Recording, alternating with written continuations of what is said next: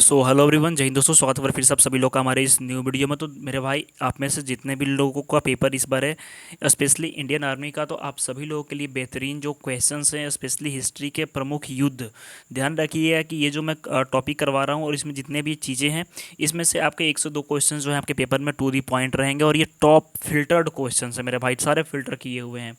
तो बिना time waste के चलिए वीडियो के ऊपर आते हैं और देखते हैं कि इंपॉर्टेंट जो युद्ध, जो भी संग्राम हुए हैं, जो कि आपके पेपर में इसमें से एक या दो नंबर के आने की प्रबल संभावना है। ठीक है, और इसी तरह का जो वन शॉट वीडियो है, मैं आपको कंटिन्यू 10-15 वीडियो जो है आज या कल में अपलोड हो जाएंगी, और आपको एग्जाम से पहले एक बार उसको देख लेना है, 10-15 मिनट का टाइम देकर के देख लेना है।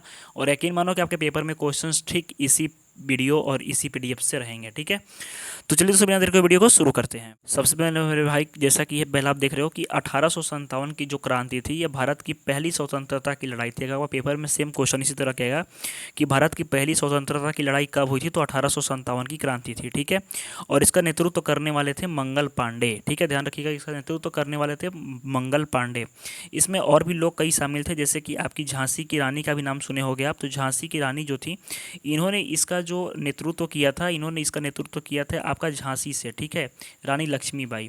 इसमें अलग अलग भी रूलर्स थे, जो कि अलग अलग जगहों से जो है इसका नेतृत्व किए थे। ठीक है, चलिए, इसके बाद सेकंड है कि बंगाल विभाजन कब हुआ था। तो बंगाल विभाजन ध्यान रखिएगा कि 1905 में हुआ था। ये क्वेश्चन टू दी पॉइंट आ जाएगा। ठीक है, ठीक इसी तरह से क्वेश्चन आएगा कि बंगाल विभाजन कब हुआ था, तो 1905 में हुआ था। और किसके द्वारा कराया गया था, तो लॉर्ड कर्जन के द्वारा कराया गया था। किसके द्वारा, तो लॉर्ड कर्जन के द्वारा ये कराया गया था। ठीक है, चलिए, इसके बाद तीसरा है स्वदेशी आंदोलन। स्वदेशी आंदोलन जो था, ये कब स्टार्ट हुआ था, तो ये भी 1905 में हुआ था। ध्यान रखिएगा, पेपर में अगर आ गया कब हुआ था, तो 1905 में हुआ था स्वदेशी आंदोलन, जिसमें से कि विदेशी वस्त्रों का बहिष्कार करना था और भारतीय वस्तुओं को अपनाना था। ठीक है, चलिए, इसके बाद चौथा है कि होम रूल जो आंदोलन था, ये कब आया था। तो होम रूल जो आंदोलन है, ये 1916 में आया था। एक एक नंबर का क्वेश्चन आपको इस वीडियो से मिल जाएगा। तो होम रूल जो आंदोलन था, ये कब था, तो आया था, तो ये 1916 में आया था। और इसके जो लीडर थे, यानी कि जो नेता थे, ये थे बाल गंगाधर तिलक और एनी बेसेंट। ठीक है, ये ध्यान रखिएगा।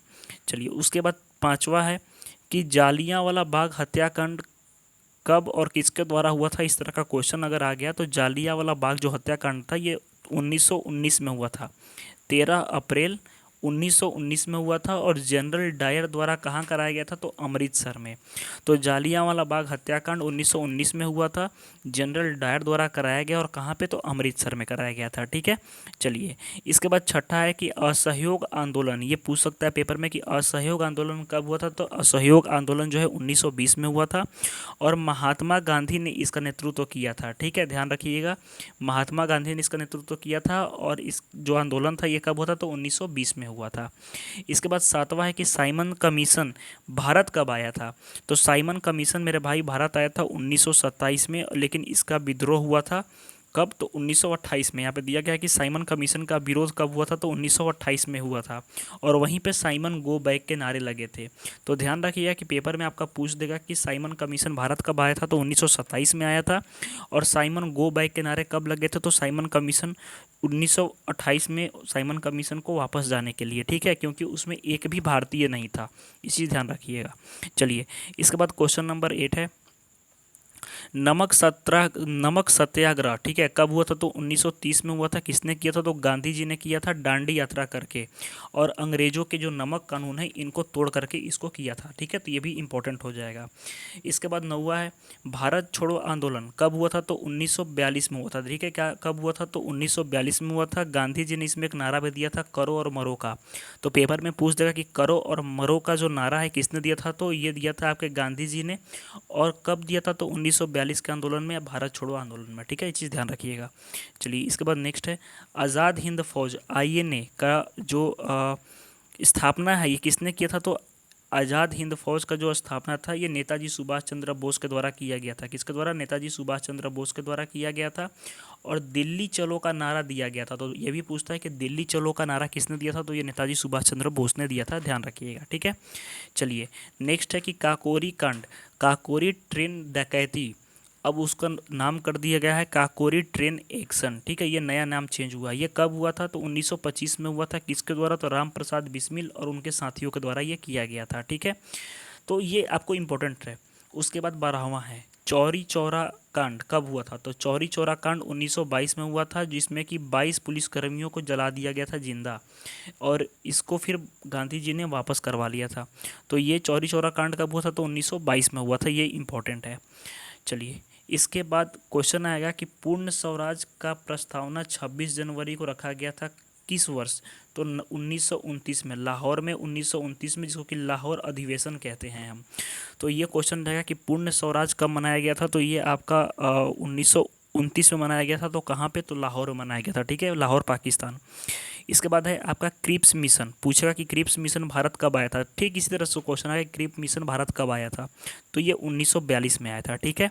चलिए, इसके बाद नेक्स्ट है कैबिनेट मिशन, कि कैबिनेट मिशन जो है भारत कब आया था? तो ये 1946 में आया था। तो मेरे भाई, आपको मैंने 15 क्वेश्चंस करा दिए 5 मिनट के अंदर अंदर, ठीक है। तो ठीक इसी तरह से अगर आप भी तैयारी कर रहे हो इंडियन आर्मी की, तो आप सभी लोग के लिए एक बेहतरीन अपडेट है। अपडेट ये, तो मेरे भाई, अगर आप तैयारी कर रहे हो इंडियन आर्मी की और आपका जो पेपर है ये 30 तारीख से स्टार्ट है, चाहे किसी भी ट्रेड का हो, आपका क्लर्क के, GD, technical tradesman, nursing assistant, तो मेरे भाई अंतिम प्रहार एक पीडीएफ है जो कि हमारी टीम ने कंपोज किया, और यकीन मानो कि इस पीडीएफ से आपके पेपर में 70 से 80% जो क्वेश्चन है देखने को मिलेंगे। अगर 50 क्वेश्चन आ रहे हैं तो उसमें से 20 से 22 क्वेश्चन आपको इस पीडीएफ से देखने को मिलेंगे। और ये पीडीएफ एकदम ईजी है, आप इसको लेकर के बस 1 या 2 दिन में रिविजन इसको कर लोगे कम्प्लीटली। और ध्यान रखो कि इसमें सारे सेक्शंस कवर है, सारे इंपॉर्टेंट क्वेश्चंस टॉप, केवल वीवीआईपी, केवल ये नहीं कि आपके सारे बुक्स वगैरह प्रिंट है, नहीं, केवल वीवीआईपी। बस एक टॉपिक उठाया गया, जिस तरह से मैंने ये टॉपिक्स कराई आपको अभी, ठीक इसी तरह के टॉपिक से क्वेश्चन है, और इसी तरह का पीडीएफ पूरा कंपोज किया गया है, केवल इंपॉर्टेंट चीज़ें।